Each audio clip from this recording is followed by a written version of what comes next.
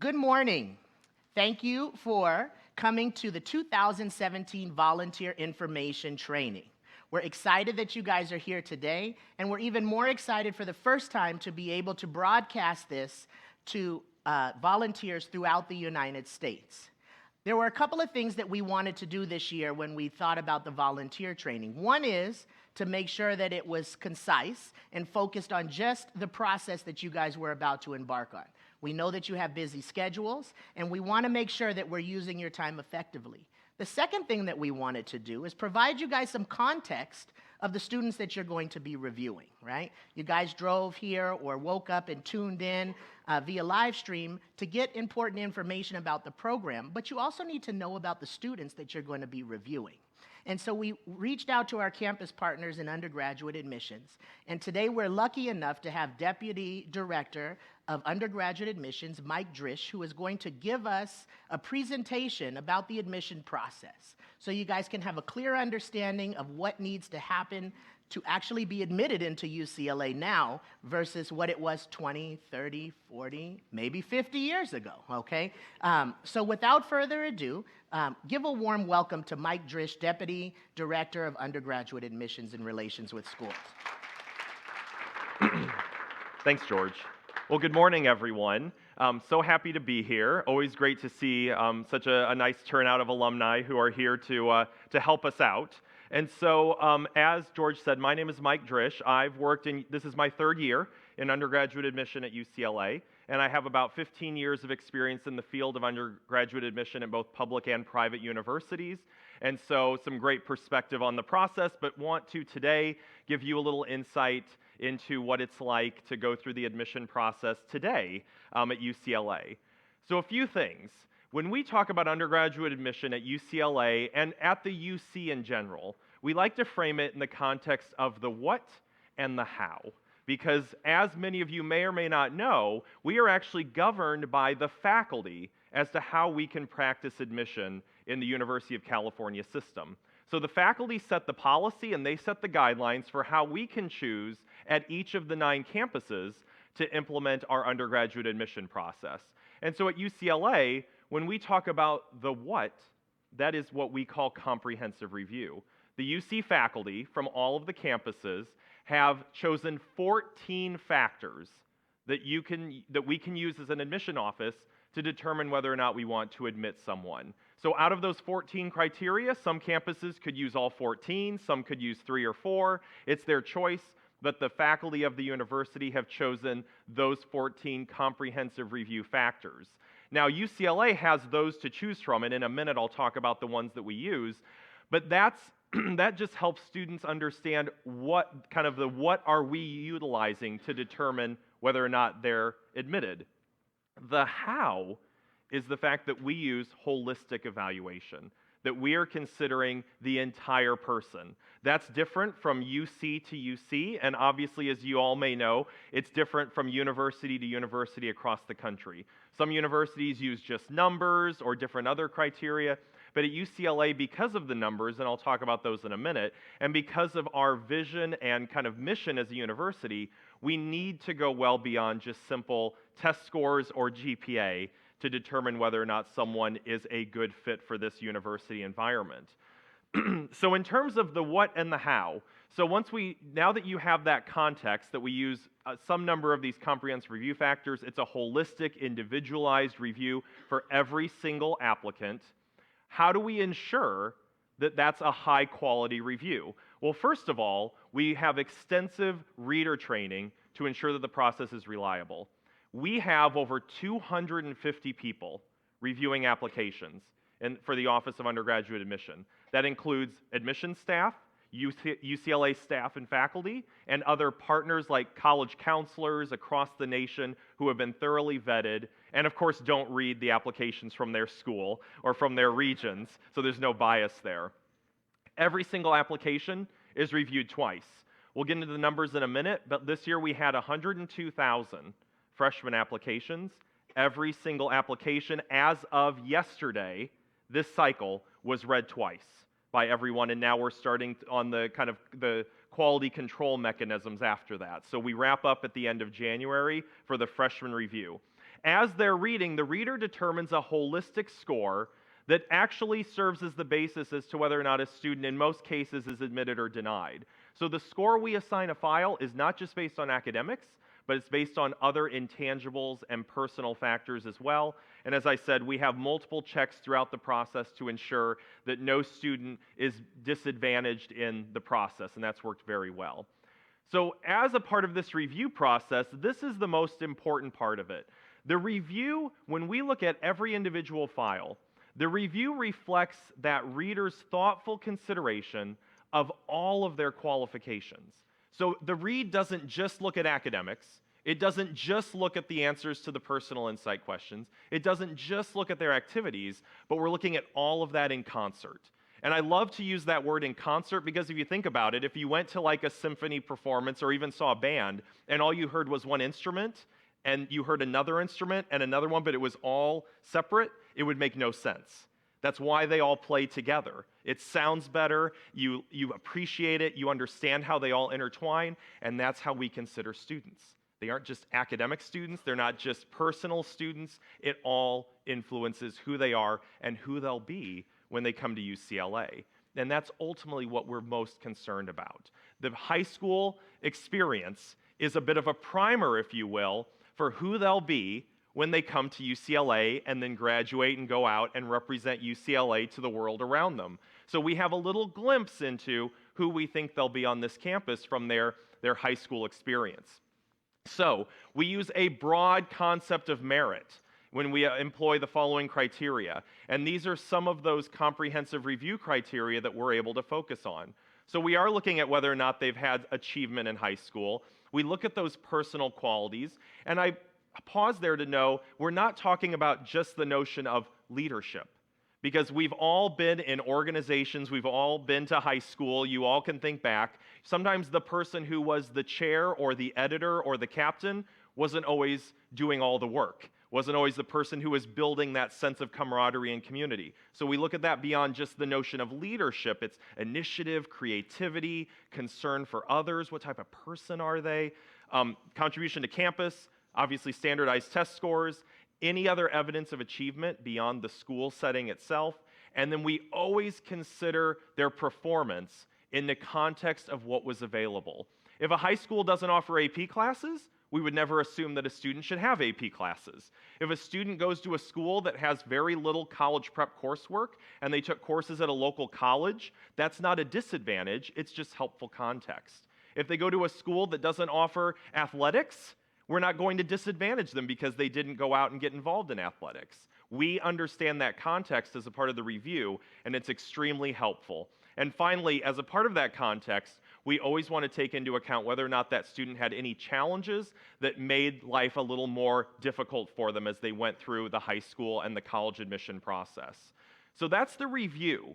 Once we've assigned a holistic rank, how do we select? Well, first of all, I think as many of you probably know, because I will say UCLA does a nice job of keeping everyone aware of this, we are one of the most selective universities in the United States. I mentioned 102,000 freshman applications.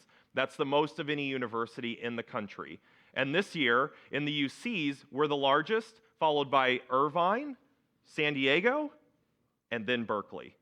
So UCLA and Berkeley, the gap is actually widening in terms of universal appeal, which I'm sure as alumni you don't mind that. So we're okay with that too. 1 in 5 is admitted. Major is not considered. So if someone applies to the College of Letters and Science, which as you all know is home to 85 of our majors, we don't consider major at all. They're just admitted to the college and they can choose what they want to do. If they apply into one of the professional schools, engineering, theater, film, and television, nursing, music, arts and architecture, major is extremely important. Because as you can imagine, if music needs an oboist, they don't want someone who plays the trumpet to be admitted out of the blue. And so they're taking major into consideration. And those professional schools will use additional factors. What I talked about using the UC application criteria applies to our review and admissions. And then once they go to the professional schools, auditions, portfolios, interviews, you name it, could be a part of the review. And the faculty in those schools are the final say. So we make a recommendation, They see their auditions, they see their architectural portfolios, whatever it may be, and the faculty will say admit or deny or waitlist, and we process those decisions and send them out. So the schools are very involved in that process. So I mentioned just some of these slides are going to have 2016 data because we haven't gone fully through the 2017 cycle, so I'll share some insight along the way. But as you can see, the number of applications to UCLA continues to increase. I mentioned this year, overall, it's 124,000 applications when you combine freshman and transfer. So that's nicely moving upwards, but not too fast, not at an overwhelming amount. Students always like to know, or students, alumni especially, and partners love to know what's the residency breakdown. As you can see, California residents make up the majority of our applications, which is exactly what UCLA wants. We want to serve Californians. We want them to be the largest group of students on our campus, and we spend a significant amount of time out across the state of California to get those numbers. And so almost 60,000, this year 60,000, because this is a year behind, 60,000 Californians did apply to UCLA, and it's leaps and bounds above international or out-of-state students. How many were admitted? Again, as you can see, the vast majority of admitted students are also from California. That's what we want to be the case. And you'll also notice if you look at this line, it's always hovered right around this, and last year it jumped up a little bit overall. And you'll also notice this jumped up. And you may be aware of the fact that due to a deal between the University of California and the state government, the UCs all increased the number of Californians on campus this last year. So UCLA played a big role in that, and we did admit even more Californians to help meet the goal that was set forth between the state and President Napolitano. And so we're very happy about that as well. We make the offer of admission. How many of those students say yes? Just to give you a little context, UCLA's overall admit rate or yield rate is very high. Even Harvard can only yield 76% of the students that they offer admission to. So we're not operating on a 100% scale in this sense. Harvard is the highest at 76%. So there are students who, yes, say no to Harvard for all kinds of reasons. And there are students who say no to UCLA, which we're fine with because we want people to be here that want to be here. But as you can see, for Californians, we're closing in, we think, this year on about 50% of the students we admit from California saying yes to us. And our win rate against Berkeley is gaining, which is exciting too, because students are realizing that it's not just name recognition that gets you where you want to be, but they're seeing what UCLA offers.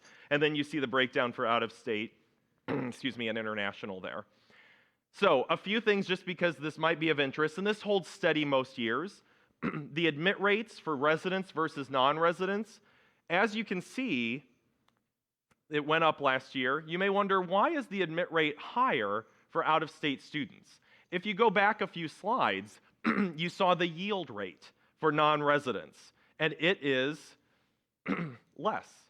So to get the number of non-residents we need, we have to offer admission to a wider group to get that number, because only 20 to 30% are saying yes.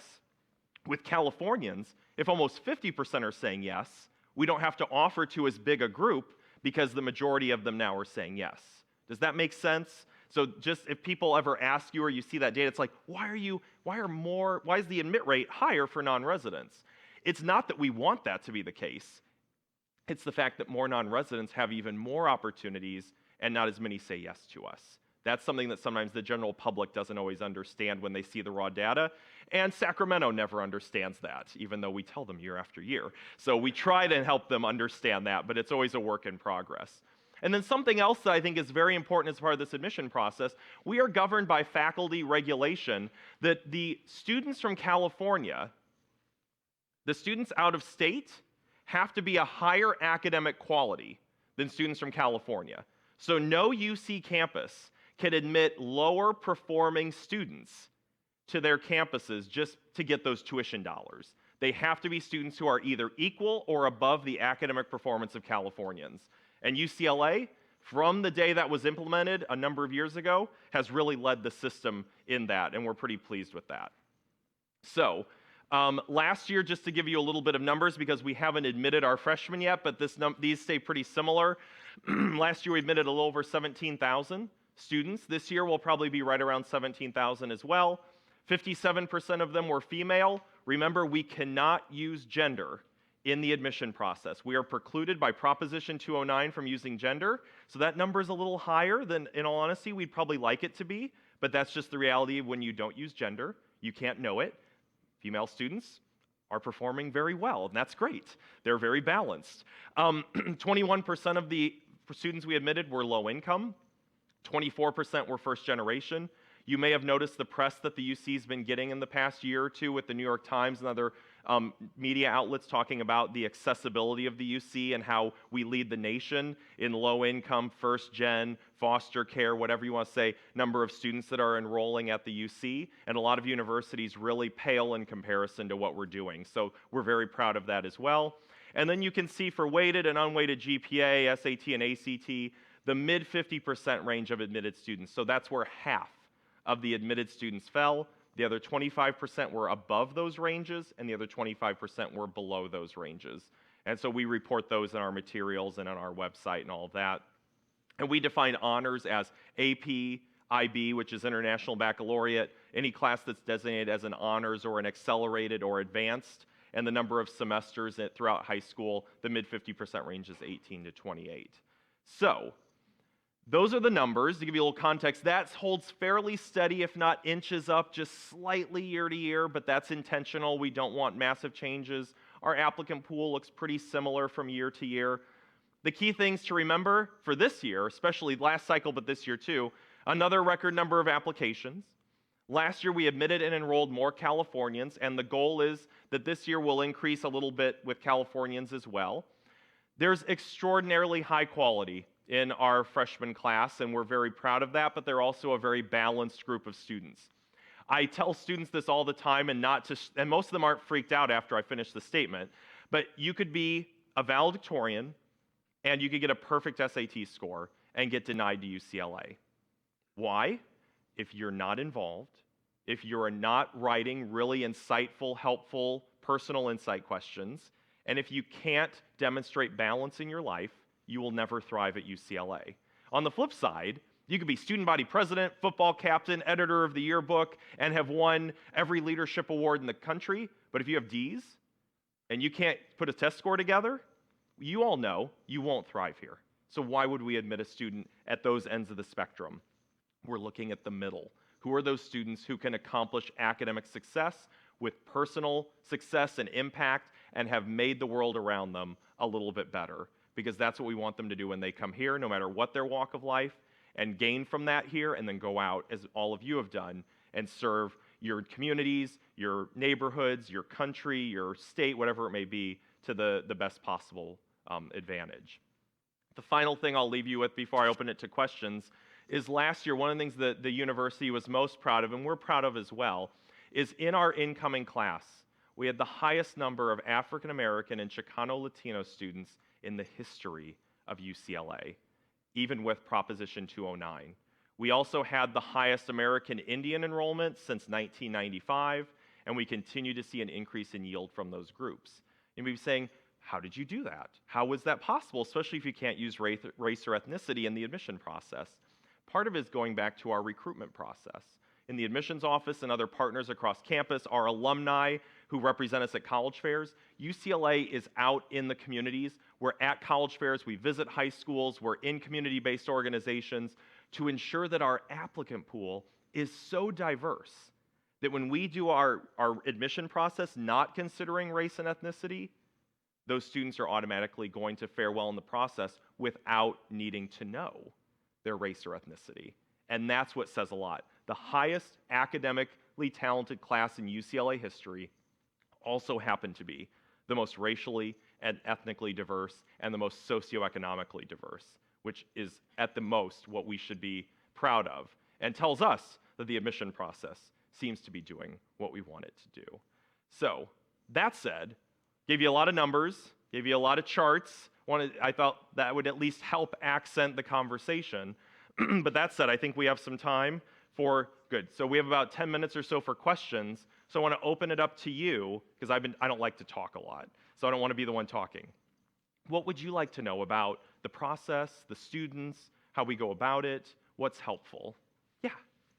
I've wondered how when students write down what their activities have been, how do you vet that? How do you prove it? Yeah, so on the UC application, one of the things that I like about the UC application is we give students 5 spots to list clubs and activities, 5 spots to list service or volunteerism, and 5 spots to list work experience or internships or whatever it may be. So the first thing is we limit it intentionally so that students don't just have this open-ended space or don't just submit a resume of random stuff that could look impressive on the surface, but actually might not be taking a lot of time.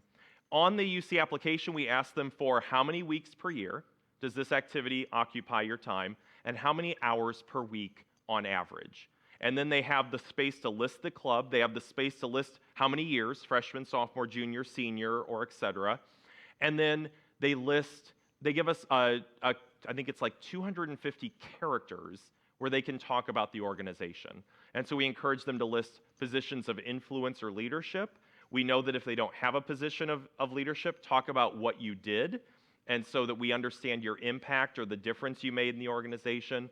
And so a lot of students, we also stress it's quality over quantity. You don't have to fill all 5 boxes in each of those categories, because we may have students who are extremely dedicated to volunteerism or service, and they fill all 5. But then in their activities, they may list student government, 4 years, chair of the canned food drive, and they talk a little about what they did. They may list like, performing arts, lead performer in the following 3 productions in high school, and they list how many hours per week and things like that. They might leave the other boxes blank.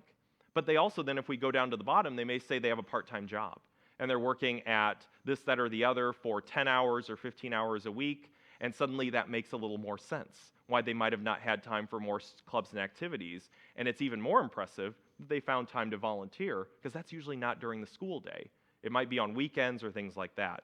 So you can see in that section, we've tried to structure it so we're not just getting a resume. And if any of you have been involved in like hiring people, you know that it might be kind of nice if we had more standardization to resumes or things like that. That's what we try and do in the admission process, so that we can go through those applications and no one is at a disadvantage. They all had the same space to list all of those clubs, activities, involvements, ways that they've spent their time. There's also a section for awards and recognition, and they can list there any awards and recognition they've received, and they have to quantify it by local, state, national, or international. And we have a number of students. Again, we don't prefer one or the other, but back to the notion of, depending on context, having some international recognition is obviously a strong element of that, and we see that from a lot of our students, which is great, because once they get to UCLA, they may be involved in things on a global scale as well. So that's how we look at that personal side. Combined with the activities, they answer the personal insight questions. Many of you may remember the UC having personal statements. There were 2 of them.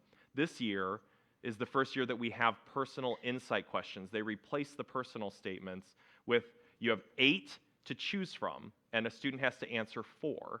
And the goal was to gain, just as we called them, more personal insight into who they are, what they value, what they believe, so that we understand more about them than just their activities, their grades, but it's their narrative, their chance to be a little more intentional about what they talk about. The personal statements were getting a little too vague and broad. We wanted them to feel targeted questions that get at who they are and what they value and where they come from. And that's worked out very well this year. We've heard from all of our readers that they love them and they feel like they have a better sense of the people.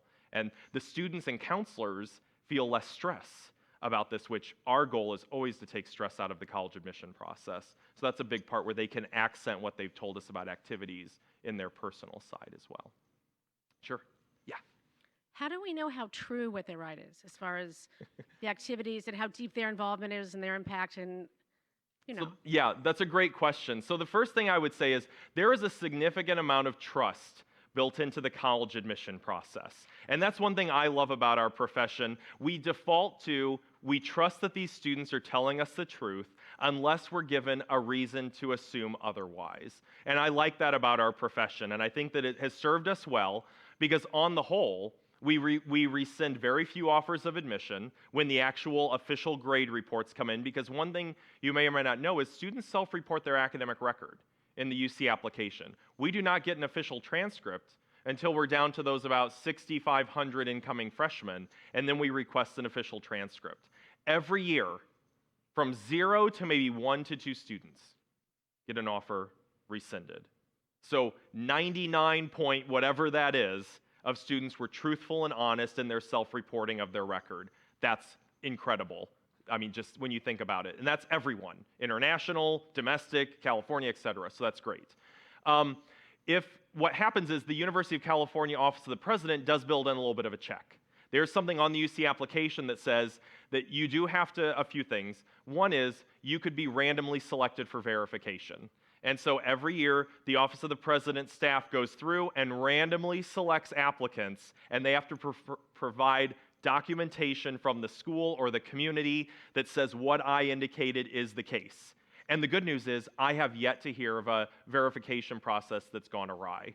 So they do it to kind of put that little bit of a scare in people, but the good news is they don't seem to be risking it, the students, and indicating false information.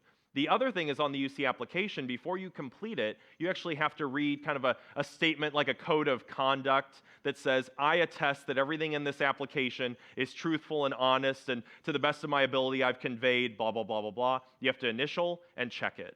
And so again, back to that verification process and back to the offer of admission, if something is incorrect and we see that someone was willingly trying to undermine the system, they already acknowledge that they signed kind of a code of conduct agreement that they have now violated. And again, over the course of many years, that might happen once or twice, but in most cases, it just doesn't happen. So part of that is a pretty nice thing to hear from our perspective, that we don't have to build in those systems, but they're there to safeguard it in case something were to happen. Yeah. Right here? Yeah, I think he's going to bring the microphone so they can hear. Over somebody's high school career, if he or she has documented a portion of his work on videos and has put them online, can he cite those links on an application, and will the admissions people check those out? Great question. So in the application, there's 2 sections where students kind of have an open-ended response, and they're called additional comments. One is under academics, and one is under the personal side. And in those sections, often we will see students who say, here's a link to this video or this information, or if I was like a performing arts person, I've built this website where I have links to videos or my performances and all of that. We rarely will look at that. And part of it's just because it's not a part of what we asked for. And so we don't want to disadvantage or advantage someone because they provided that. Students try to do that all the time, but we could look at it because they gave it to us. One thing we never do here at UCLA is we never go out searching. Part of it is 102,000 freshman apps. I don't have time to Google search someone's name and see what's out there. There's just no time to do that. So we're not looking at Facebook accounts. We're not looking at Twitter feeds. We're not looking at LinkedIn pages because it's just not a part of the review. We don't want to do it. We don't have the time to do it. So if they give us that additional information, if it's in a narrative form, we'll consider it as a part of the application. If it's a link to something, we rarely will look at it. What you've highlighted, the notion of talent, they will have the chance, if they applied to theater, film, and television, arts and architecture, music, to demonstrate that talent in front of people who are a much better judge of it than me or my colleagues in admission. I don't want to be the person to determine whether or not you should be admitted to the Herb Alpert School of Music on talent, because I am not a musician. I love music, but I'm not a musician. I want our faculty who are going to be teaching that student, their peers in the Herb Alpert School, the other students that are on those admission committees, to make that determination that this is someone who has the ability to thrive here. We can say it based on the overall review, but from a talent perspective, my main concern is, were you an involved, active, contributing member of your community, and were you able to balance that with academic performance? As long as I know that, I'll leave the talent to those schools or colleges that are trying to truly look at that. So we try and also keep our scope within where it should be for the admission process. And again, based on the numbers, it seems to be working well in terms of we're heading in the right direction. So we try and keep ourselves within that limit. Good question. Go back there, and then we'll come up front. Yeah. Thank you. It's my understanding that last year Berkeley did a kind of a trial balloon of having counselors from the high schools or teachers send letters of recommendation for the students. I know you have lots of applications. Is that something that UCLA has thought about doing in the future or this year? I'm not sure they did, but yeah. what are So your thoughts? last year, Berkeley's faculty decided that they wanted the Office of Admission there to do a trial kind of test on collecting letters of recommendation. And what they did was, after the applications were submitted, they went out and reached out to a certain group of students and asked them to submit optional letters of recommendation. They could be from counselors, from teachers, from someone in the community, anyone that wasn't their parent, essentially, could submit a letter. And so Berkeley did that because they felt that their applicant pool was getting so qualified that they weren't able to discern one thing from the other. Now, Berkeley did that. The other 8 campuses really weren't on board with that, including UCLA. And so what was happening, Berkeley kind of sprung that on the system. What we had been working on for over a year was changing the personal statements to the personal insight questions, and that actually was an effort led by UCLA with some of our other sister campuses because we wanted to get to know more, but we didn't want to make every student submit a letter. And so the change in the personal insight questions was actually intentional so that we didn't have to have letters of recommendation. And so Berkeley kind of did their own thing on the side, and that has not been as well received by the high school counseling community and a lot of other partners, which is unfortunate because we wouldn't wish that on anyone. But the personal insight questions have done what we wanted them to do. And most of us in the UCLA admissions office have worked at universities that have required letters of recommendation. I have as well. And there's some value to them, but I will say our process and these personal insight questions get at most of what we need to know to make really good decisions. So I think that, just as a little bit of my dialogue, I would say Berkeley might want to look at their process as opposed to trying to just add things that private universities have on there, because it might not solve the problem. UCLA, we could try and act like Stanford, but we're not Stanford. We don't have the pool, we're not the same campus community, we don't need to just replicate what another university that's selective like us does. We try and think about what can we do that best serves UCLA.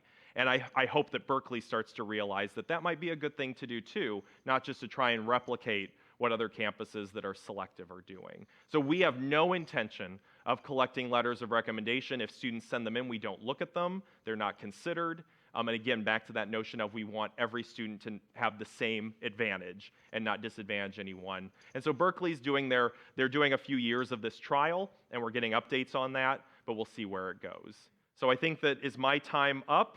So I'm going to stop there. I'll leave a few of my cards with George, because I get to go up to the Parents Council next and talk to them. But I'll leave some of my cards, so if you do have any follow-up questions, they can send them along, and I'm happy to respond so that you can send them out to the group. So hopefully that works. But thank you, everyone. Great questions, and enjoy the rest of your morning, and good luck reviewing all of the scholarship candidates. We're really excited about that, so thank you.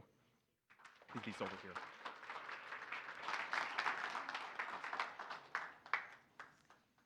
Thank you, Mike. Let's give Mike another round of applause for coming out on a Sunday morning. I hope that was insightful for you guys. I think it's helpful to kind of get a context of what admissions is doing and how our process lines up similarly to what you're going to be doing as you review these students for scholarship. So I just wanted to take a moment to introduce the team that works on scholarships. We have Christine Werlinick. If Christine, you could raise your hand, give her a round of applause. She's our senior director of not only scholarships, but regional networks and Bruin recruitment. You have myself, George Brown. I'm the director of alumni scholarships. We have our assistant director, Jake Sproul. Jake, if you could wave. Jake is responsible for a lot of the technology that you're going to hear about a little bit later that we're implementing into the process this year. And finally, Anna Hamilton, who is our coordinator, who put all of the logistics for today and for the program together this year. Let's give her a round of applause, too. Okay, to give you some context, Alumni Scholarships started in 1936 with 2 awards of $150 each. And believe it or not, those $150 awards in 1936 were financially more impactful than a $4,000 scholarship today. But it started with 2 awards, and now if you fast forward 80 plus years later, we this year funded 635 students. Some of them have multiple awards, both the merit-based and the need-based award, for a total of almost $1.5 million. So that's a huge increase in the amount of students that are supported, as well as the dollar amount. And you guys are about to embark on part of that this year to select our next crop of alumni scholars. And you'll hear me say alumni scholars throughout the day. An alumni scholar refers to any student that has received a scholarship from the Alumni Association. We kind of automatically draft them into this organization called the Alumni Scholars Club. They don't get to self-select into it. We kind of assign it to them. And we indoctrinate them with everything wonderful about alumni, and we'll talk a little more about what they're involved in as alumni scholars.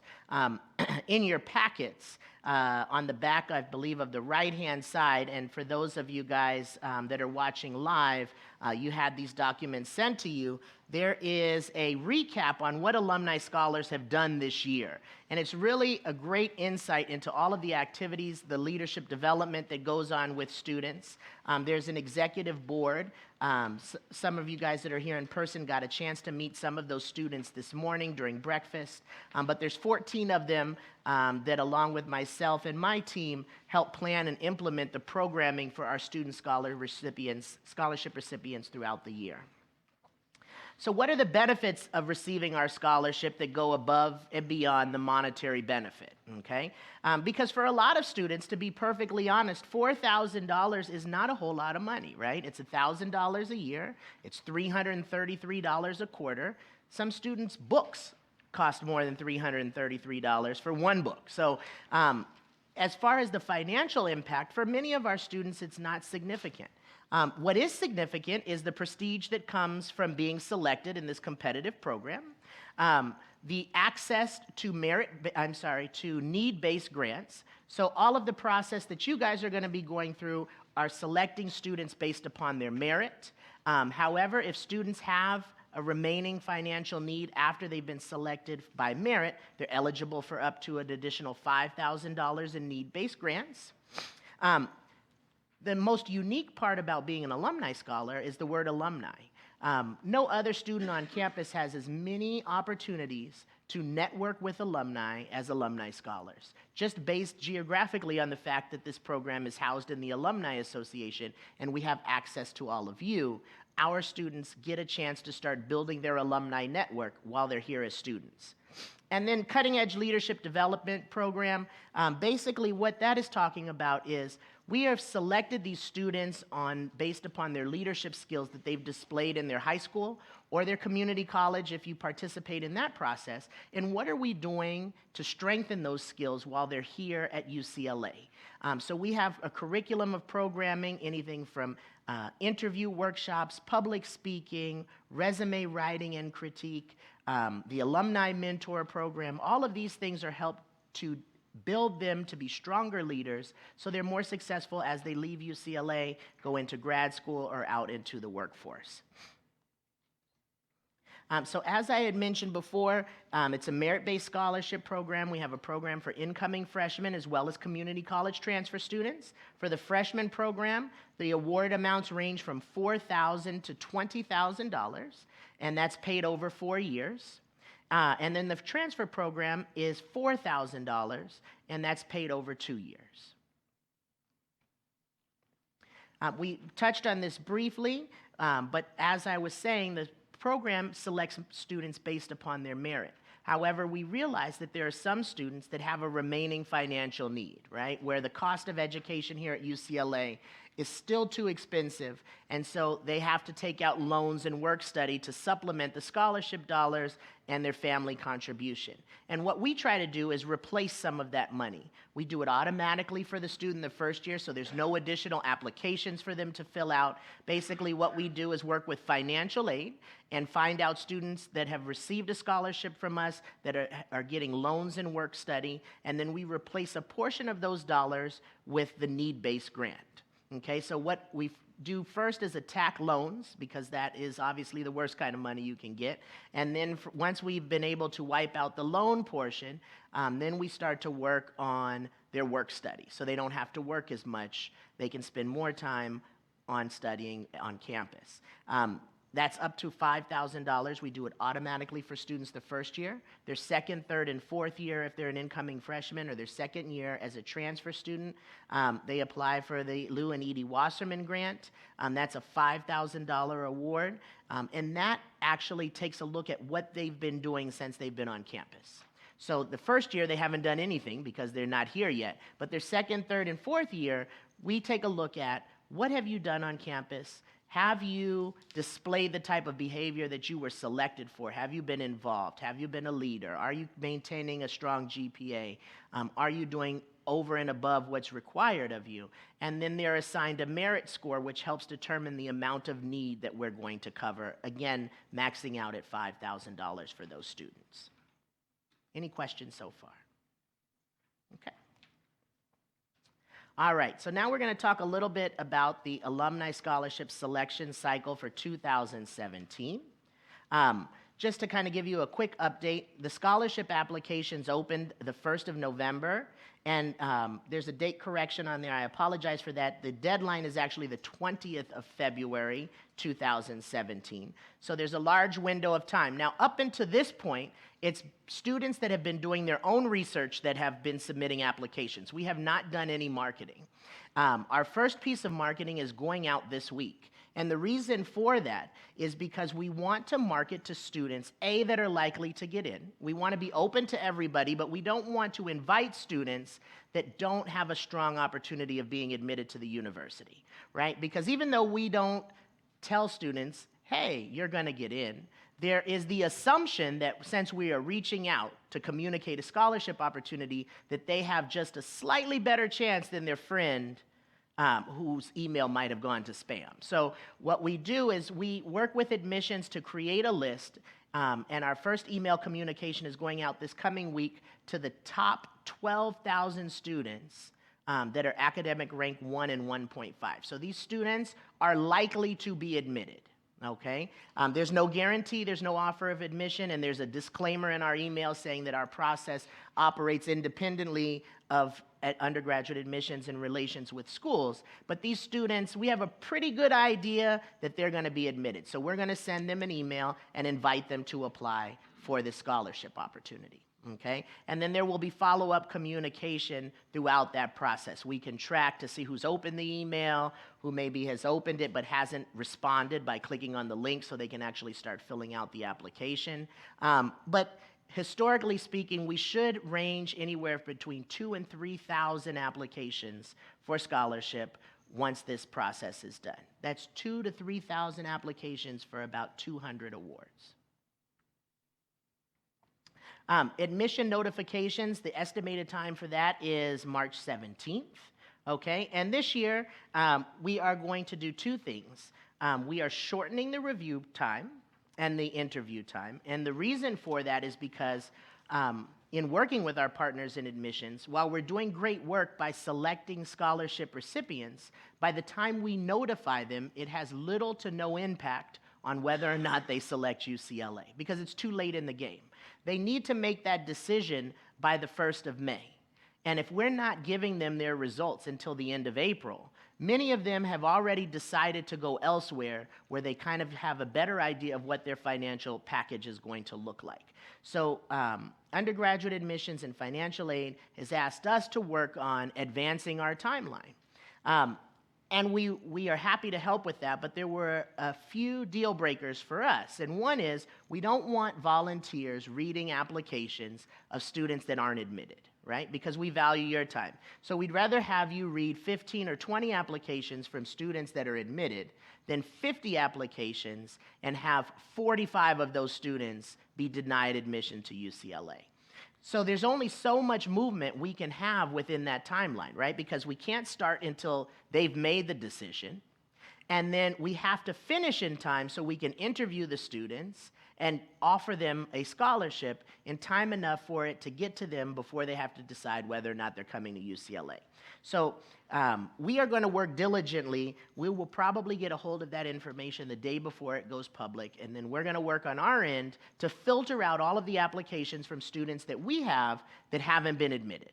Okay, and then we can assign you as volunteers, the admitted students, to actually read through this process. So there's going to be two ways to actually screen application. One would be in person, and we're going to have two sites to do that. We're going to do one here at UCLA in the James West Alumni Center, as well as in Northern California. We're still negotiating on the location. It will be in Emeryville for all of you that are watching live. But we haven't quite figured out which of the two locations in Emeryville we're going to secure. So we're going to do Southern California on Saturday, March 18th, and Northern California on March 19th. The other way that you can participate in the actual screening is by doing it virtually. So Jake, in a few moments, will talk a little bit in more detail about that. But you'll have the opportunity to be able to read applications and submit your scores online from the comfort of your own home. Same process as doing it here in person, so that's an option to you as well. Again, we kind of just went over this, but there's going to be two live screening sessions, one in Northern California and one in Southern California. That's a change from last year. Last year we had probably about 12 locations spread out throughout the United States. And what we found was that it's a very expensive process to run to get all of those locations, and they weren't heavily attended. So what we did was focus our resources on the two areas that generated the most alumni participation in person, and that was here and in Northern California, and so we're going to continue those and then go virtual with everything else. Quick dates reminders, the regional candidate interviews are going to be the weekend of April 1st and 2nd. That gives us a small window of time from when we get the scores from you to be able to communicate the opportunity to interview to the students, and those will all remain in person. Okay, so we're going to have locations spread out throughout the United States. Again, there will be one here on campus, but throughout the United States where there are concentrated amounts of selected students, and you will have in-person interviews. The only students that will interview virtually are those that live so far outside of an actual in-person location that it becomes inconvenient for them to actually participate. A change from last year is that we are going to hold all virtual interviews from here. Because if you are interviewing a student and you meet 6 students in person and you have one that you're watching on a laptop or a TV screen, it becomes very easy to become more critical of all the things that are missing from that virtual interview, right? You don't have the eye contact, you don't feel that connection that you did with the other students. So we're going to put all of the virtual interview students in a pool together and have a team of alumni volunteers that will be interviewing virtually. So all the students that they're interviewing, it's the same process. They all are kind of at an even playing field, and then we can really see which of those students stand out, because in its old format, it was difficult to do that when you're comparing students in two different formats. The students that come in person have a much stronger advantage than those on a screen, so we're going to put all of those students that will be on a screen together so they can be evaluated appropriately. National Finals, which I'll talk a little bit more about later, is going to be at the end of April, the 22nd and 23rd, and that's a 2-day competition here on campus where we bring the top 20 strongest students out of the students that you read and interview. The top 20 will be invited here to compete for larger scholarship awards, and those awards range from $10,000 to $20,000 over the 4-year period of time that they're here. And then again, the statement of intent to register when all students have to commit to coming to UCLA, or if they're going elsewhere there, that is the 1st of May 2017. And with that, I'm going to invite up Jake Sproul to talk a little bit about the application review process. All right, so we're going to spend a little bit of time this morning talking about the actual work that you're going to be doing reviewing these applications. As Mike highlighted earlier, it is daunting. These students are exceptional. If they're applying to UCLA, they are already the cream of the crop. So the work that you're going to be doing is helping to discern the good from the great. So let's take a look here. What characteristics do alumni scholars exemplify? So as you're reading through these applications, what are you looking for? So as has been mentioned, the Alumni Scholarship Committee selects students based on their holistic portfolio. So this is a merit-based scholarship. We're not taking into consideration just their grades or their financial need at this point. We're looking at the full picture. So we're looking at their involvement, their awards, volunteer experience, etc. So we're looking for them to have demonstrated, yes, academic excellence, but also powerful leadership and a desire to affect positive change. Service is one of the cornerstones of the mission here at UCLA, so we're always looking for that giving back component. We look for students who show passion and have been involved in activities for multiple years. So they involved for just 1 year in a whole host of different activities, or were they involved in a select number of activities, but for the 4 years of their high school experience? And we also look for a demonstrated increase in responsibility, involvement of leadership, demonstrated responsibility involvement of leadership roles, if applicable. So what that means is, were they the treasurer of an organization for 4 years, or were they a general member for 4 years, or did they take on senior leadership roles? Were they the president of their organization? Did they take risks? Were they on different committees? Did they stretch themselves? So those are all things, as you're looking in these applications, that you're asking about, you're digging deeper, you're trying to get a sense of this student's high school experience. So the application that they are reviewing has 7 components. So we're going to walk through these. We ask them to submit their extracurricular activities, any volunteer work, community service, unpaid. We ask them to submit any different honors or awards that they've received. We also ask for any employment, if applicable. Additional information. So similar to the UCLA application, we do provide a section for them to let you know of any extenuating circumstances that might be applicable. The goal, again, is to get a sense of the full experience of the student, a holistic review. So sometimes those 150 words can be really illuminating and help shape their application. We also ask them to submit 2 essay questions, so we'll talk about those essay questions in just a moment. And we also ask for 1 letter of recommendation. So let's talk about these essay questions. So we ask them to respond to 2 essays in 500 words or less. The first being select any quote about leadership and share how it relates to their core principles. The second, you've just written a 200-page autobiography, send us page 165. And we leave this question open to interpretation. This can represent page 165 of their life story thus far, or it asks them, they might interpret that to project into the future, and what does page 165 hold for them in their future? So again, they can really interpret that in a number of different ways. So we're going to talk a little bit more specifically about the scoring rubric and how you're going to be scoring these and how it all breaks down. So every candidate is scored on a 100-point cycle or 100-point rating scale. We look at their extracurricular activities and their community service and award 40 points total. We look at their honors and awards, and 10 points are awarded, up to 10 points are awarded for that criteria. We look at the 2 essay questions, 20 points each for a total of 40 points. And finally, that letter of recommendation for 10 points. So let's look a little bit more specifically at that rubric, that application rating scale in detail. So you'll be provided this when it comes time to review applications. And this is just a really helpful tool that we encourage you to have open and to be able to refer to. So again, we break down here all of the different evaluation criteria, the points, and then you'll see here next to it in the comments section the different criteria that you can look at that helps define what we're looking looking for in these different areas. So again, for example, in extracurricular activities, we're looking for quality of involvement, leadership versus participant. Again, were they a leader or were they just in a club? So these are all things that we're looking for. We also provide you our definition of leadership here at both an individual level and a group level. So again, this is just helpful to review, to read through. These applications and these applicants are truly outstanding. And so being able to discern on these very detailed levels is going to be really critical as you're reading through these. Okay, so let's talk again a little bit more about the application review process. So you'll be receiving redacted applications, and they'll be randomly divided amongst all of the volunteers.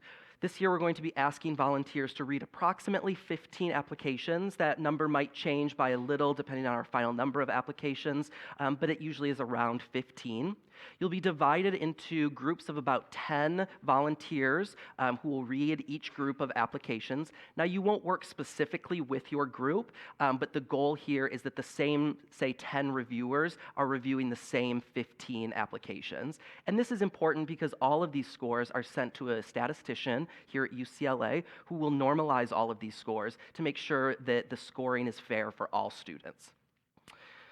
The applications, as George mentioned, can be reviewed in two different ways. You can review them in the 2 in-person review sessions, so you can either attend in the San Francisco Bay Area, or you can attend here on campus at UCLA, or you can attend virtually and using the alternate option in our secure website, which I'm going to walk you through right now.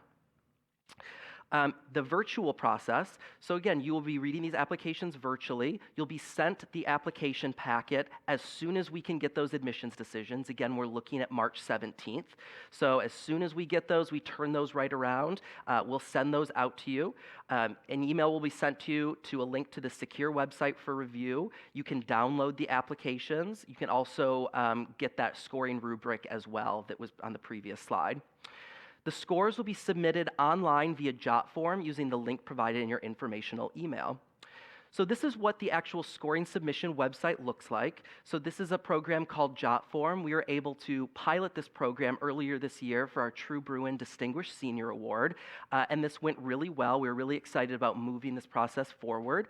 We chose to bring this online for a few reasons. Many of you who have volunteered for this scholarship process for many years may remember in the past you received an Excel document and we had you write in your scores manually and email those back to us.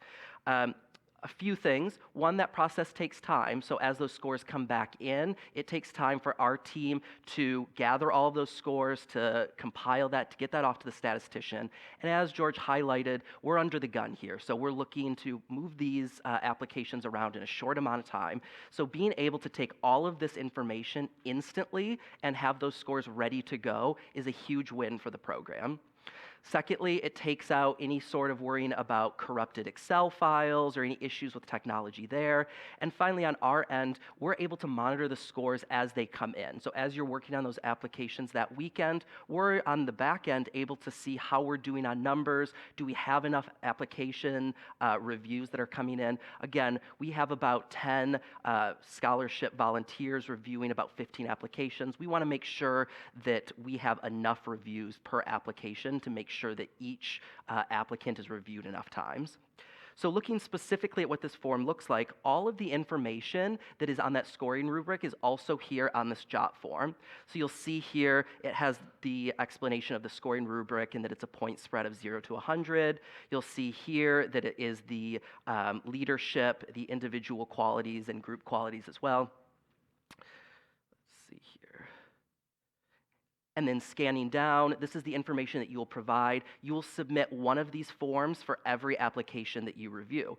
So what you will do is you will select your name from the JOT form drop-down menu. You'll select the applicant name that you're reviewing, and then you'll input the different points for each of the different criteria. So for extracurricular activities, you'll notice, and it says total points 0 to 40. So all that information is provided here on the JOT form as well. Now, another really cool feature, all of those specific criteria criteria for each of the different areas. As you scan over, say, extracurricular activities and community service, you'll notice that a bubble will pop up that has all of that same information from the rubric. So quality of involvement, leadership versus participant, all that information is right there, again, as a reminder. Some of you may find it helpful to still have that paper form next to you as you're reviewing, but it's all here on that jot form as well. So this this link to this form will be submitted to you in that initial email that you get with all of your applications, and you'll just submit one of these for every applicant that you review. So I'm going to pass it back over to George, who's going to give us a walkthrough and a couple examples of some real applications that we've received in the past. Thank you, Jake. So we wanted to spend a few moments today going over applications because for volunteers that haven't reviewed or screened applications before, what I find is that at first everybody looks amazing, right?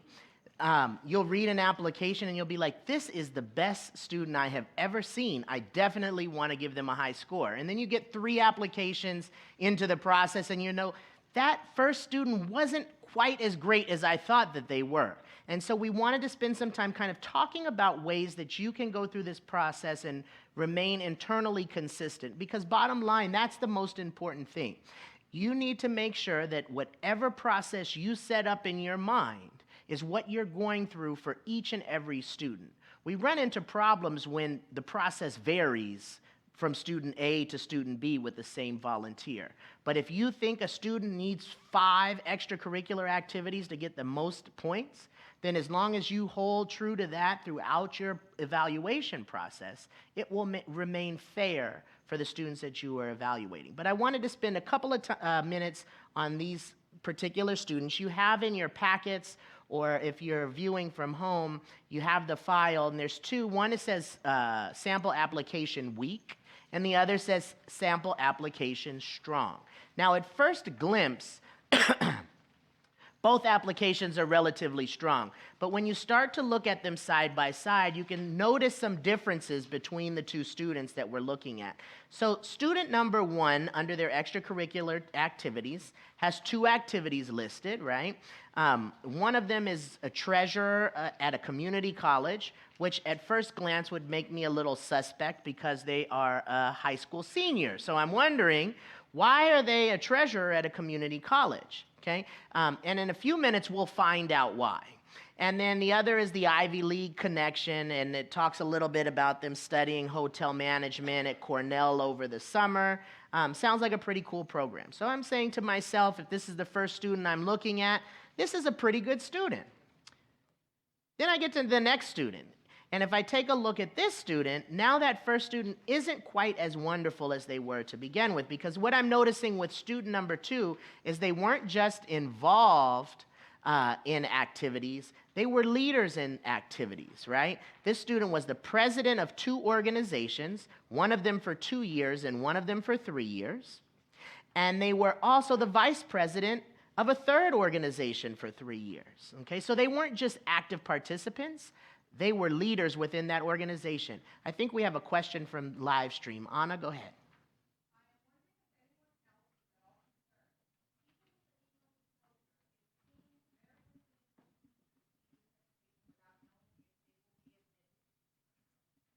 Okay, so the question was, is it misleading, or it seems a little misleading, that students would be invited to apply for this scholarship without knowing whether or not that they get admitted? And to that I would answer a couple of things. One is, if we wait until a student was admitted to invite them to apply, then they wouldn't know whether or not they got a scholarship until after they had to decide to come. So they couldn't use that scholarship as part of their decision-making process to whether or not they could afford to come to UCLA. So that's point 1. Point 2 is, there's risk involved, right? They're not applying to UCLA knowing that they're going to get in, right? They're hoping that they're going to get in based upon their participation in high school and their performance, just as they're hoping to get a scholarship from us based upon their participation and performance in extracurricular activities and things in high school. So there's some time investment for a payout on the other end. But I don't feel that we are misleading students by inviting them to apply. I think what we are doing is presenting an opportunity to them. We try to be very clear in our wording that this is not an offer of admissions and that our process runs separately. And we actually go through a process where we have current alumni scholars call these students, or as many as we can get through, and invite them to apply. And that gives that student an opportunity to ask questions that they might not have answered if they call down to undergraduate admissions or relations with schools. What is it like to live on campus? What is it like to eat on campus? Is it hard to get classes? I heard UCLA is so large. Can I graduate in 4 years? So they have an opportunity to ask these questions of another student. So I think that we do everything in our power to make sure that students are clear that this is an opportunity for scholarship, but is not based upon their admissions. Just as if a university recruits a student to apply, there's no guarantee that that student is going to get in. Hopefully that provides answer to the question. I think we have one more question. I thought that they know they are admitted by March 17th, and the scholarship is awarded by late April. In the scholarship application, that would be strange. My thought was we would not read the ones that are not admitted so that we would not be reading 50 apps when only 10 are admitted. Okay, I'm going to try to answer that question the best I can. So yes, the applications are going to be read on the weekend of the 17th, and that is the same weekend that admit decisions are released. But our application due date is the 20th of February because we need time once the application has been submitted to prepare them for you guys to review, right? So we need that window of time. If we wait until the 17th to make the deadline, students are still going to have to do the work before they know whether or not they're admitted because they can't complete the process in one day, right? So we would have to extend our deadline way into April if we were going to wait. And then there's no way that we could turn around the results to the students before May 1st. And what we've been told by undergraduate admissions is even decisions that are coming out a week before May 1st are not very impactful because most students have made their decision long before that. All right, let's keep moving forward. So back to this application review, you can see here that this student was not only involved but had strong leadership roles within the organizations they participated in. Moving forward, volunteer and community service, okay? Student number 1 was a volunteer for 3 different organizations, a treasurer for one, just a regular volunteer for the Friends of the Library, and was a high school volunteer for disabled student programs. Okay, very admirable. It looks like they've spent a significant amount of time on them.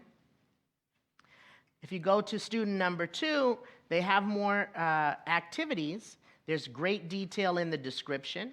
And, you know, when students call and ask questions about the application process, I say put as much description as possible because people don't necessarily know the organizations that you're listing, right? Things that are around today may not have been around when you guys were students.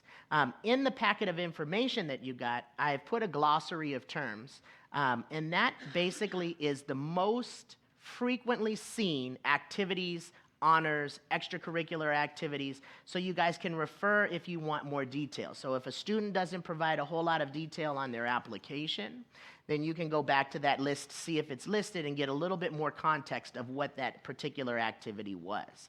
But you can see here on student number 2, there's a significant amount of community service and volunteer work that they've been involved in. It looks like one of their activities, they were actually a supervisor. Another one, they were a reading coach. So they've been very, very involved in their community. Honors and awards. This is something that's very, very deceiving for the very simple fact is things that sound impressive aren't necessarily impressive, okay? So I could get an award based upon having a mediocre GPA, right? And everybody in my school has that award. So really take a look in their description to see. So this first activity that, award that was listed, the student achieved second place by beating 30 competitors. Well, 30 competitors is not that impressive. If it was 3,000 competitors and they were in second place, that's a very different picture. So really take some time and focus in on the description of what it is that award really is, and in the context of the other applications that you're reading, where does that weigh in, right? Is it as valuable as something that is possibly listed on another student's application? So I'm looking here at this second student's application, and I think that these areas in the honors and awards are the most comparable in the two students. You can see that the student has received a couple of scholarships. It looks like $1,000 apiece. They were on the honor roll all 4 years, freshman, sophomore, junior, and senior year, which meant that they had an above 4.0 GPA in their high school. What does the honor roll look like within the school? Now, see, this person said not only were they on the honor roll, that they had above a 4.0 GPA, which could be a 3.75 would get you on the honor roll, but it's very different to have maintained a 4.0 over your whole high school career. There's also a very important part of the application that I advise you guys to take a look at, and this is any additional factors that you would like the readers to know about you, okay? And this can be very insightful of explaining other parts of the application. If I'm a student who doesn't have to work and just can focus on school, I probably have plenty of time to participate in extracurricular activities. If I have to hold a job for 20 hours a week so I can help keep the lights on in my house, or if my parents work in the evenings and I have to help take care of a younger sibling, that is going to significantly hinder the amount of time that I can spend on other activities. And there should be a way to consider that. And that's what this additional information section is. So my advice to you in this section is you never want to penalize a student for having nothing in this section, because that student had a very good set of circumstances and didn't have anything that they needed to list there. But for the student that does list something there, let it help you understand the entire context of the application, right? Let it paint a picture for why some other areas may be a little less impressive. Maybe that student was working 25 hours a week and could only participate in one extracurricular activity and not 3. So this is just there to provide you some additional context for the students that you're going to be reviewing. I see a question. Yes?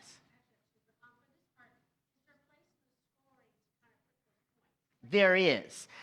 In the rubric that you're going to get, I believe it's in the section 1, there is you can use a portion of those points where the extracurricular activities and such are listed to assign for this area. So it's there to help balance out or explain why there may be some lacking of information in that section, or the student wasn't as involved as you think that they should have been compared to the other students that you're looking at. You're able to compensate that student in that section for their additional circumstances.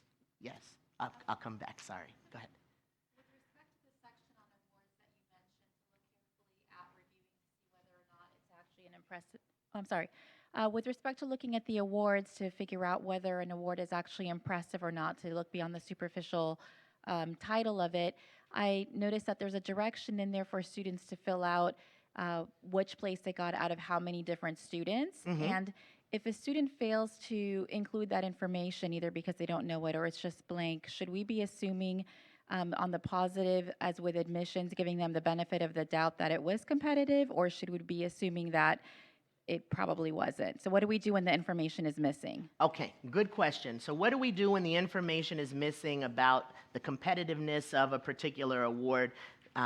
Specifically, should we follow in the footsteps of admissions and assume the best, or should we take a different method? And what I would say is we always want to assume the information that is provided on the application is true and accurate.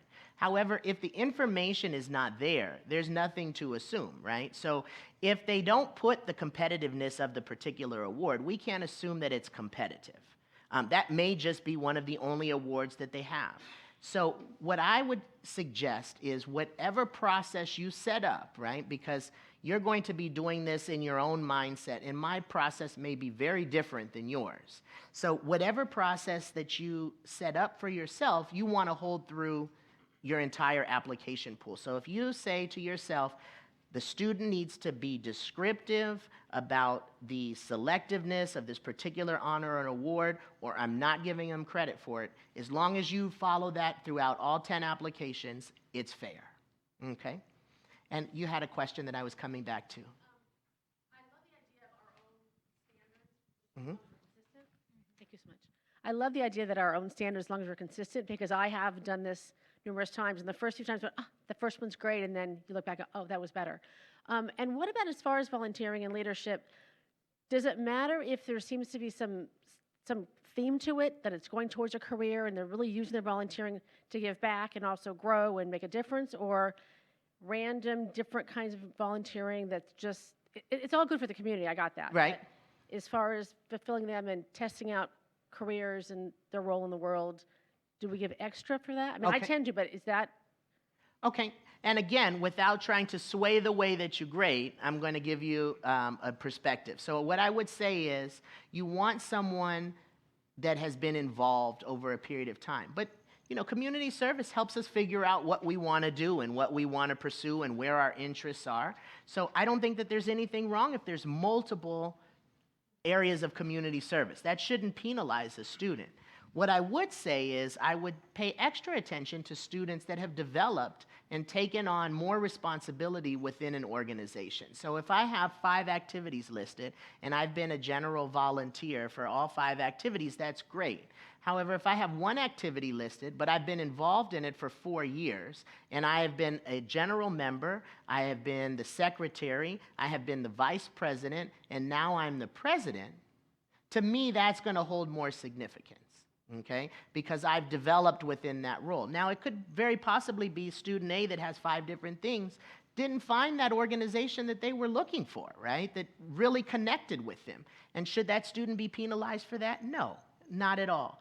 And again, I go back to the advice I had given before, which is, as long as you keep that same criteria for your entire application pool, it will be fair. We only get into problems if we switch it based upon the different students. But as long as we hold true to it the entire time, you will have a good process. Okay. I'm not going to go over these in great detail, but there are essay responses. So things that you should be looking for within the essay is new pieces of information, right? Is this essay giving you something about the student that you didn't know just by reading their extracurricular activities and their community service? Does it explain something that didn't quite make sense? If you remember, in the beginning, we saw a student that had volunteered within a community college, but they were a high school freshman. And when I read their essay, I found out their high school is on a community college campus. So it explained a piece of their application that I was questioning in the beginning. It gave me more context about the environment that they were coming from. So use the essays to really give you guys kind of a lens on the life of this particular student that you're reviewing. Okay, Jake talked a little bit about those questions that were shared, so you know what you're going to be looking at. We're just skipping through these. You can read these on your own. I don't need to go through and read them. They're in those sample applications for you. Does the essay hold your interest? Does it look like the student spent some time, or is it something that they whipped together really fast? Is it grammatically correct, right? Does it have a bunch of typos? There should be no typos in the world of spell check, right?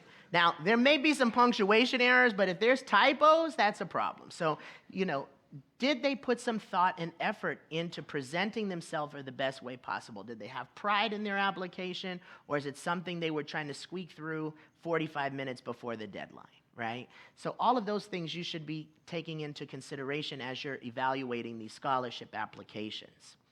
Letters of recommendation. So the university doesn't accept them, right? We do.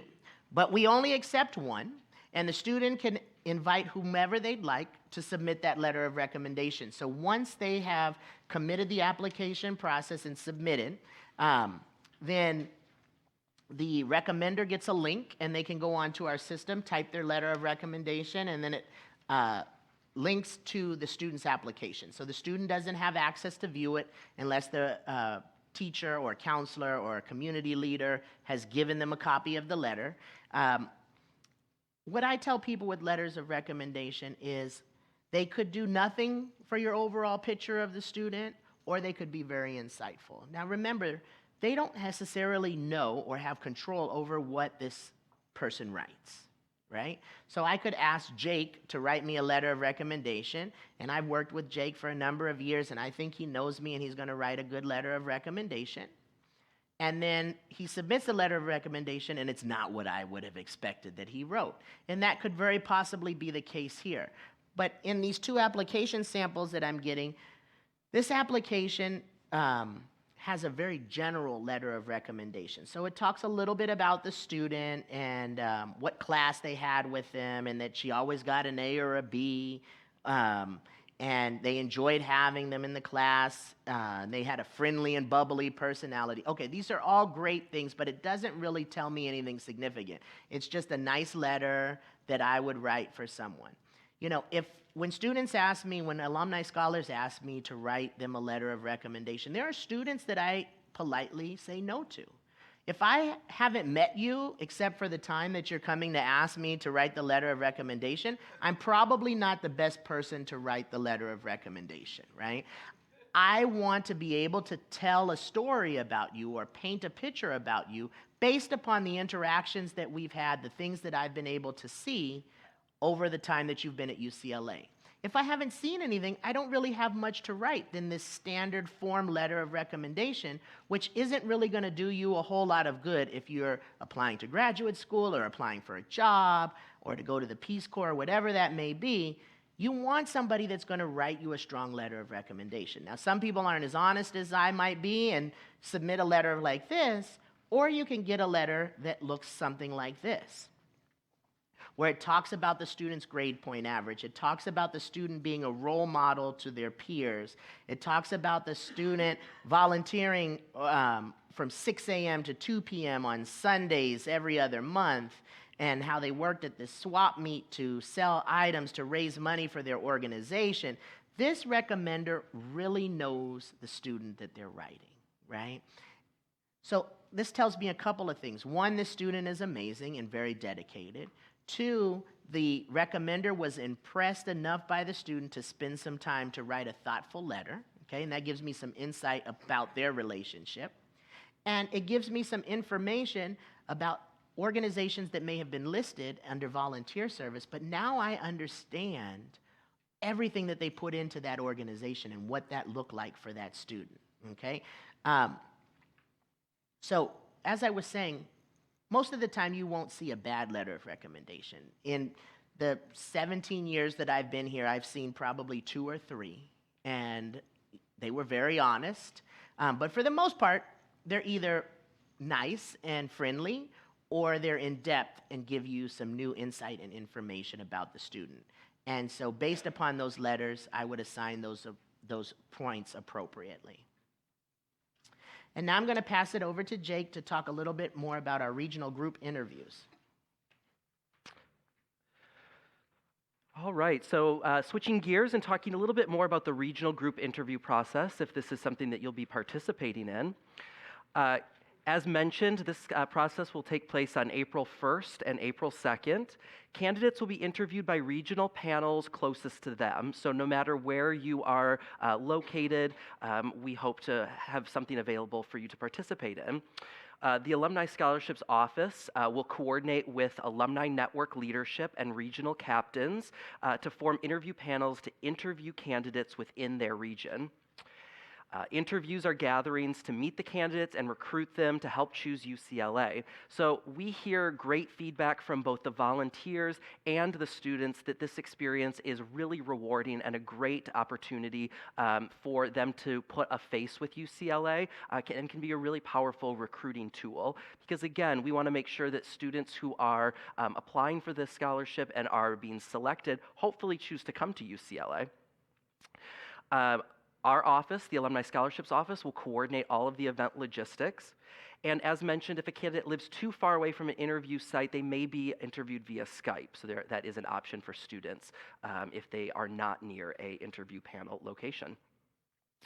So talking a little bit more about the interview guidelines, interviewees are being scored on their interview performance.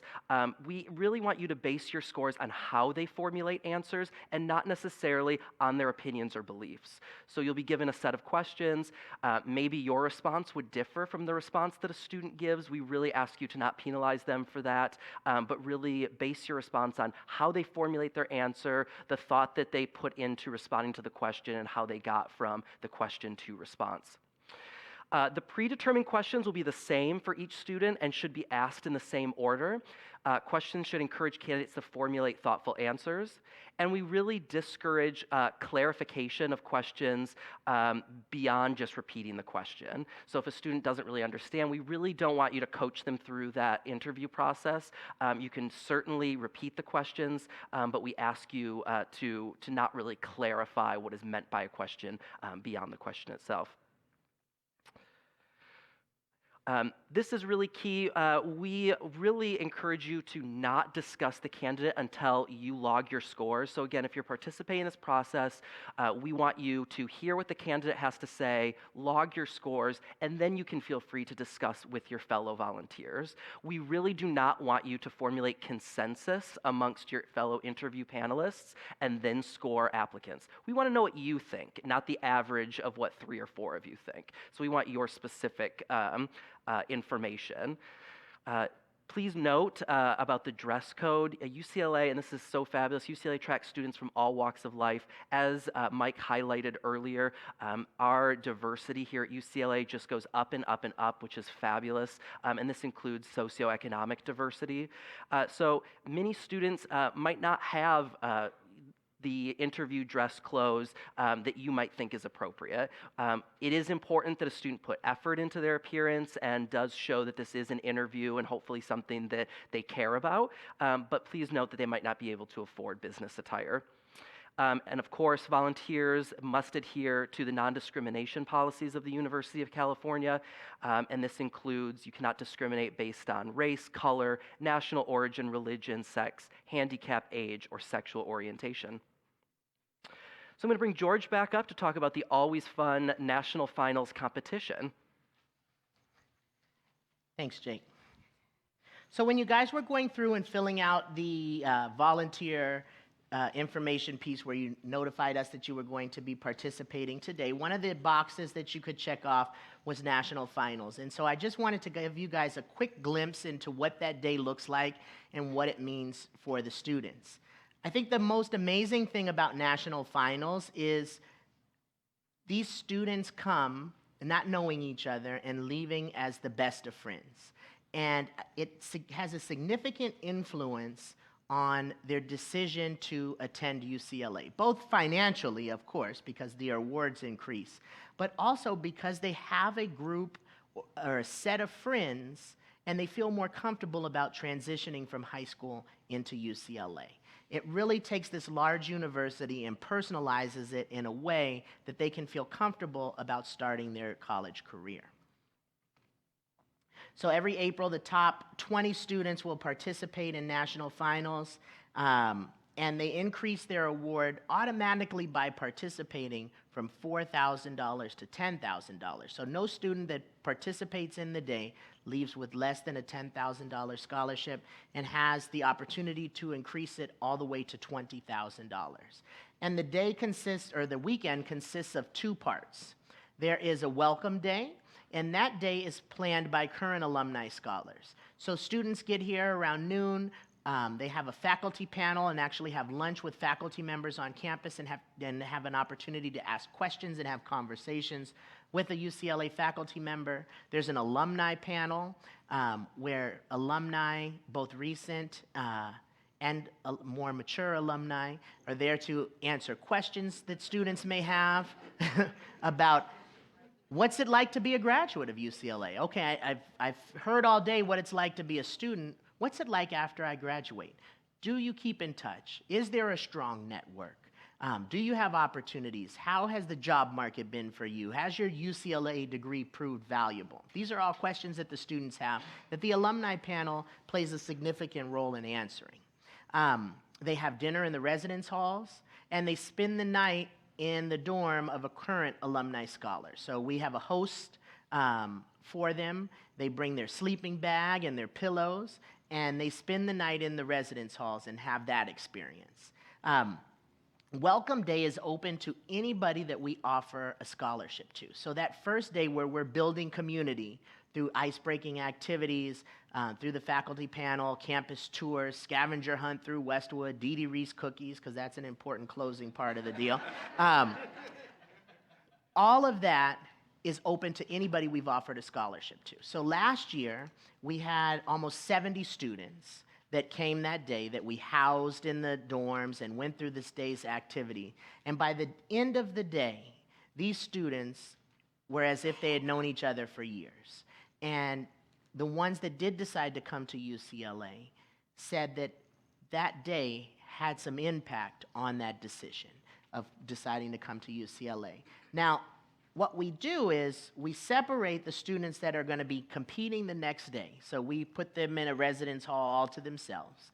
And then they spend the night and come back down to the James West Alumni Center for a competition. And the other students have breakfast in the dining halls, and then they depart. And then the 20 top competitors come down here for 3 rotations, okay? There is a group exercise. There is an essay writing and presentation portion, and then there are roundtable interviews. So as alumni volunteers, you guys will judge one area all day, so you'll see all 20 students. You'll have the opportunity to meet their families if they come. We do get 1 or 2 out-of-state students that participate in national finals, so usually their families are not here, but the ones that are local or closer to campus, or even from Northern California, those families come towards the end of the day because we actually announce the awards and have a dessert reception with them. It's a day full of energy. I encourage you guys to participate if you're available. It's a large commitment. You're there from about 8 in the morning until about 3:30 in the afternoon. But I guarantee that it will be worth your time and is very rewarding. So if you have questions about that, please let me know. Other opportunities. So we gave you all of the information about the freshman program and got you ready for that. But we're greedy and we want to tell you about the next opportunities so we can get you to come back again. The transfer program happens right after this, and that is a really unique experience. Some of you guys have done both freshman and transfer, but it's a really different type of student. It's a different dynamic. They have a lot more life experience. Some of them have worked full time. Some of them have families that they're raising. It's really, really a unique student. So I encourage you to participate in that. That happens in May. The Lou and Edie Wasserman need-based grants happen in July. You'll have an opportunity to screen application. There are no interviews involved in that process. It's just a reading. But you can see what the students that you selected on the front end are doing once they arrive here on campus. And it's great insight to the activities and the involvement that the alumni scholars that you're selecting are actually participating in. And then finally, in October, we have the True Bruin Distinguished Senior Award. So to be an alumni scholar, to receive scholarship support from us, most students do it as an incoming freshman or transfer student. So there is no opportunity as a sophomore or a junior to get support if you didn't do it entering the school. And the reason for that is because a number of years ago, we decided that we wanted to commit to the student their entire time here at UCLA. Right? Because they're making their decision based upon this financial aid or this scholarship that we're giving them. And then for us to go next year and say we're no longer going to award that to you is not fair to the student. So we decided we were going to commit to 4 years for freshmen and 2 years for transfer students. And so by doing that, you have to be an incoming student in order to get these scholarship dollars. Well, the True Bruin Distinguished Senior Award is open to any student or any senior on campus that has a 3.0 or above, and they complete an application, and then the top 20 come in and actually participate in an interview process. And this past year, While they were interviewing, after they were done, they came and we did professional headshots for them. And every student that left either received a $5,000 scholarship, or if they had made it to the interview portion, got a $500 honorarium. So I encourage you guys to get involved in that because that's just a whole different caliber of student that has actually matriculated through UCLA. It's neat to see. Any questions? Yes, sir. Been presented by different speakers this morning, putting together some of the data. It sounds like UCLA ultimately admits a class, its freshman class of about 6,500 students. I thought I heard that after it all boils down, after the yield rate and whatnot.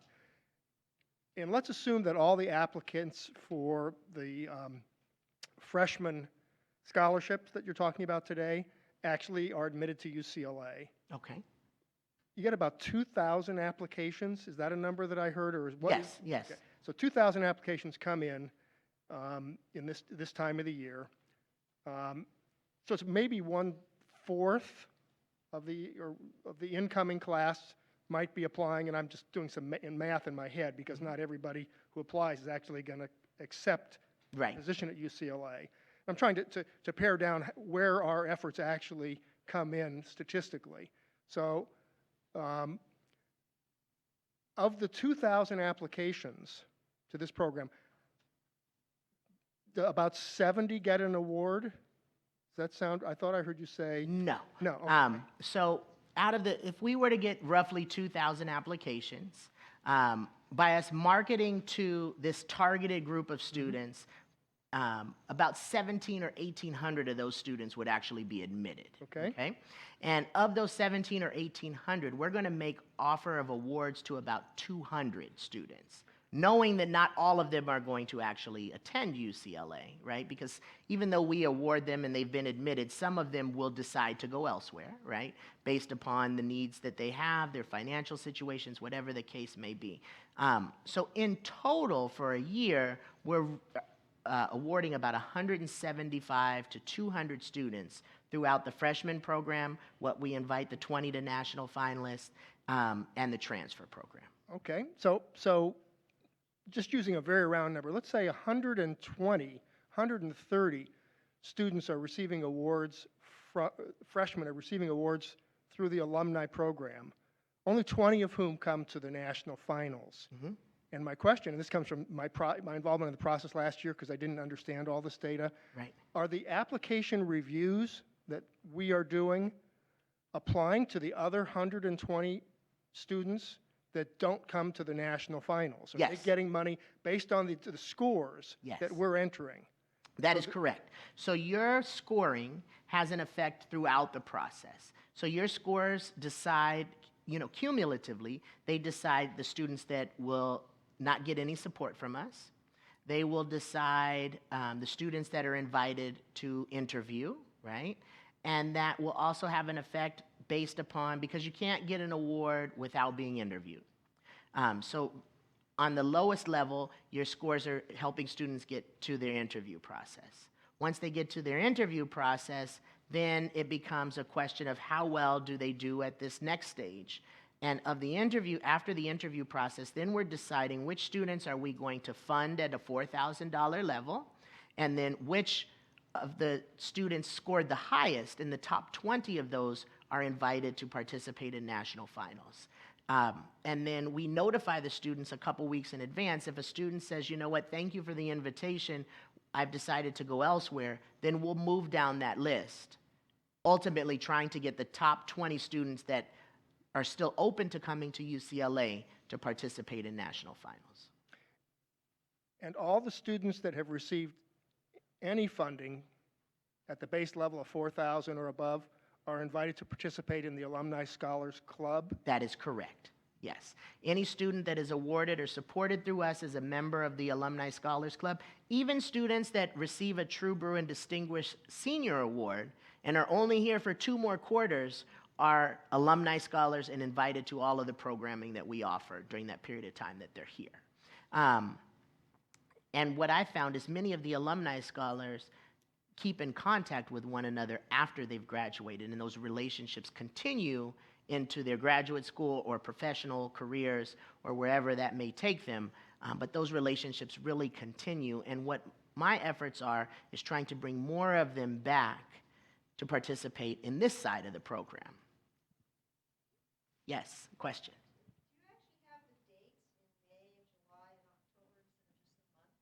I'm going to send out a follow-up email to everybody that participated in person and via live stream with a calendar with all of those specific dates for you.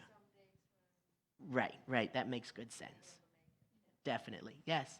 George, after what happened last year, right before national finals, do you have a backup database ready to let us know to be here? Remember what happened last year? Oh, yes. Last year, we ran into some computer problems that made it difficult for us to send out a reminder email to volunteers that had signed up to participate, as well as record what their preference was. And yes, we will be prepared for anything and everything this year, so we'll keep those lists not only on our computers here, but also on a flash drive, so we have something to refer to, should we? Yes. And as Bruins, we made it through that day, and we got through it. It was a little challenging, but we were able to get people reassigned. But we want a smooth process this year, so we're going to take some extra precautions. Yes? You already sort of touched on this, but should we want to volunteer for some of the other scholarships, would we be contacted, or do we have to somehow take the initiative to just let you know that we're interested? Okay, so as a volunteer in the freshman program, we're going to already invite you. So you will get more communication and invitations as we get closer to these things. I just wanted to put them on your radar today so you can think about if you have an interest in them. But we will definitely reach out to you as we get closer to each of those programs and say, hey, this opportunity is available. And sometimes you say you want to participate in something, and then as you get closer, you realize it doesn't fit into your schedule anymore, right? And that's okay too. We realize that's going to happen as well. But we just want you guys to have the opportunity to express your interest in anything that we do. And then as we get closer, if you are still available to participate, we want to do everything we can to include you. Anna has a question from the live stream. This may have been asked, but are all alumni scholarships based in part on need for financial aid? Okay, to address that question, the Alumni Scholarship is based completely on merit. So we don't look at financial need anywhere through this process when we're deciding which students are going to be awarded. We have additional support for students that have been selected on merit that still have a remaining financial need, but that doesn't come into the decision-making factor when we're deciding, or when you guys are deciding which students you want to award. So the student could have the ability to pay for all of their college tuition and write a check, or be the neediest of students. That is nowhere in the evaluation process when we decide if they're worthy of being an alumni scholar. Once they're selected as an alumni scholar, if they have loans and work study, we will provide them additional support up to $5,000 to help reduce some of those loans and work study. Any other questions? All right, go ahead. You have said that on Welcome Day, April 22nd, all the students, all alumni scholars are invited. However, I see that transfer student alumni scholarships are awarded in May. And I was a transfer student alumni scholarship recipient, and I don't recall to have ever been invited to Welcome Day or invited to participate in the finals, nor I even heard about it. Are you doing something to include and to ensure equity for the transfer students? Okay, good question. So in answer to that question, the National Finals program is targeted towards freshmen, okay? And the Welcome Day, because we have not yet decided the transfer students, is not possible to include them in that. Now, current transfer students participate in the day from the student side, but as far as a recruitment process with transfer students, unfortunately that doesn't happen. Now, we do have programming for transfer students once they've decided to come to UCLA. So the first week of school is called 0 week, and so they're here on campus, but they're not in class yet. And so we have activities throughout the week that we focus on alumni scholars, 2 of which are focused specifically on transfer students. So we do a brunch in the dining halls with transfer students, and then we also have a welcome reception with faculty and transfer students. So those 2 things are done during 0 week. I'll get back to your follow-up question in just a second. One of the things, or one of the uses for Welcome Day is for recruitment.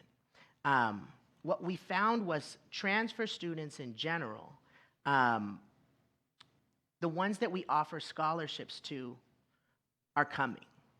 They've made up their mind. It's not the same take ratio as it is with freshmen. Whereas freshmen, we can count on about 50% of the people that we're awarding scholarship to are actually going to come to UCLA. With transfer students, it's about 90% or 95%. And so there's not as much effort placed on recruitment because they're already coming. One of the things that we do participate in is, and this started last year, was we actually have current alumni scholars. We try to get transfer students, but we have current alumni scholars calling the selected transfer students to kind of explain the club. Because for some of them, it's difficult, right? Because they have other responsibilities. Many of them are not living in the dorms, right? Which makes it harder. They commute, or they have part-time jobs, or they have families to take care of. It's a different experience. And so we've, from the Alumni Scholars Club portion, have struggled with trying to make this an inclusive program for transfer students. And so we've spent some time thinking about ways. What we did this past year was we invited all of our transfer scholars to go to dinner in Westwood on a weeknight at a restaurant. And half of them came. Whereas when we've planned an event solely for transfer students on campus, we don't get that level of participation. So we really have tried to put some effort into focusing events that transfer students will want to take part in. But they're busy, right? They're busy. They have a different level of focus. Many transfer students come in and they are ready to work and get their degree, whereas freshmen are trying to fit in and trying to adjust. I'm trying to think of the right words to make this sound good. Trying to adjust.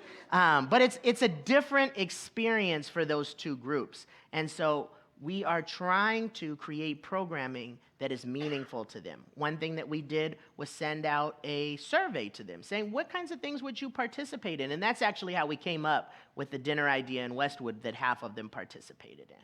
So you had a second part of your question. Yes, you mentioned that the Welcome Week is during 0 week, and you also mentioned that transfer students do not usually sleep in campus. So 0 week, in a way, marginalizes transfer students because we are not here anyways, and we are not going to make the trip when we are preparing to be ready for a change in our lives, to start a new venture, and still I was working full-time and studying full-time. And I felt somehow, and I talked to other students who are now being admitted, that they do feel in a way marginalized because the activities are not at the time when they are on campus. They are in April or 0 week, like you said. And I believe, for instance, I also volunteer for the Wasserman's grant. The transfer students do not have the same opportunities that the freshman students have had, so they will not have an application that looks like the freshman student. And when I volunteered, 0 transfer students got the Wasserman grant. So in a way, that system also marginalizes transfer students, which means the vast majority are African American and Latinos who go to the community colleges because they cannot afford to be a freshman anywhere. Okay.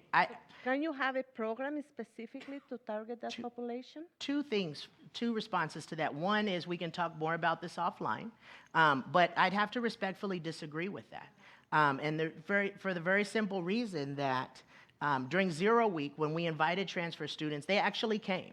and participated in those activities. Now, they may have had to commute to get here, or if they're living in Westwood, they may have had to walk over because they weren't actually on campus, but there was participation.